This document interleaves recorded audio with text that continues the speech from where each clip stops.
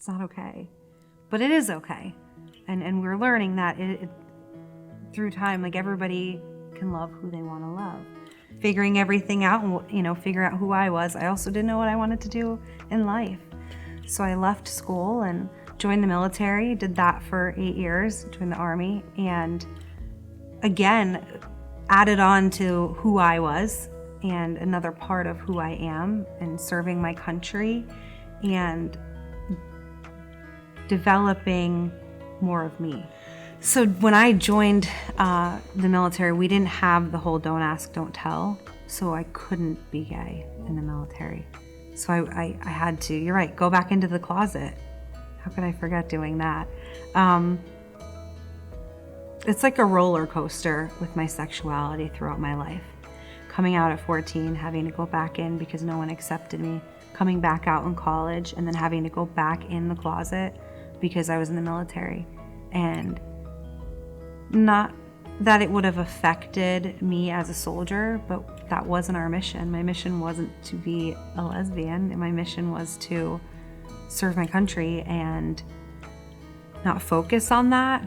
But it was definitely hard because, again, I couldn't just come out to my other friends in the military right away and say, look, like I like women. I have a girlfriend or I have a wife at the time, whatever it was. I had to just focus on the mission. So as rewarding as it was to be in the military, I had to hide who I was as a person for a short time.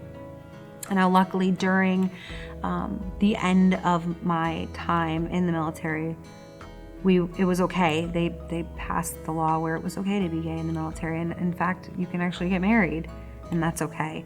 Now we still can't, even today, hold hands or hug or kiss, in uniform, because that's not what people want to see as an American soldier.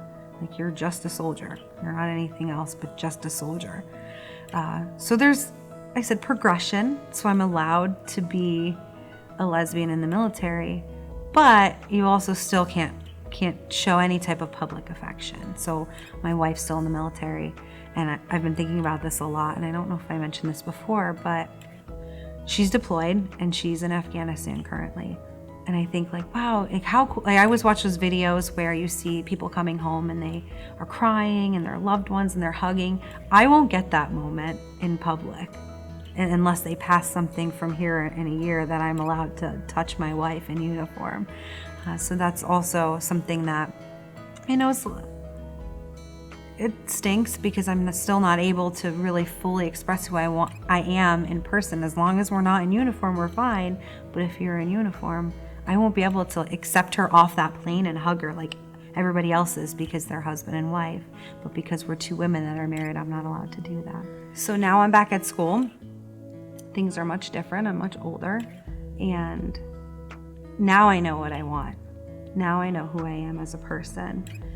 Now I'm at a point where I have a wife, I have a child, I have a family, and develop, who I'm going to be in the future again.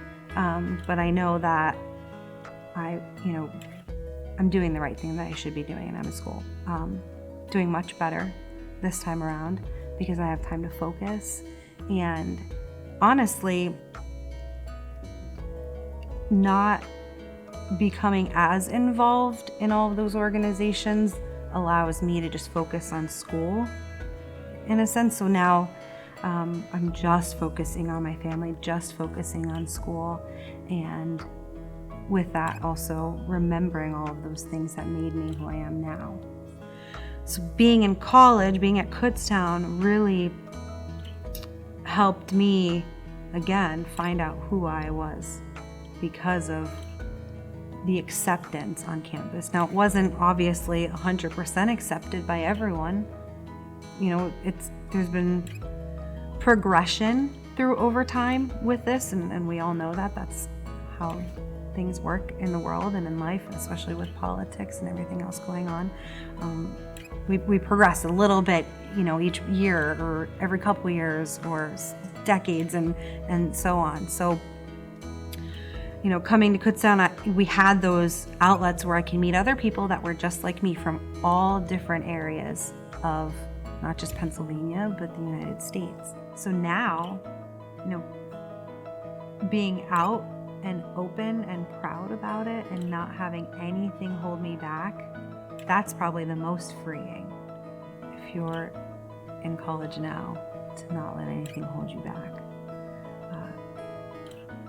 My most freeing moment, like I said, was just being who I am and accepting that. So once you can accept who you are as a person, everyone else around you will feel the same, and you'll develop those friendships. Like, don't force a friendship. Let them come to you, I always say, because if somebody wants to be your friend, they will.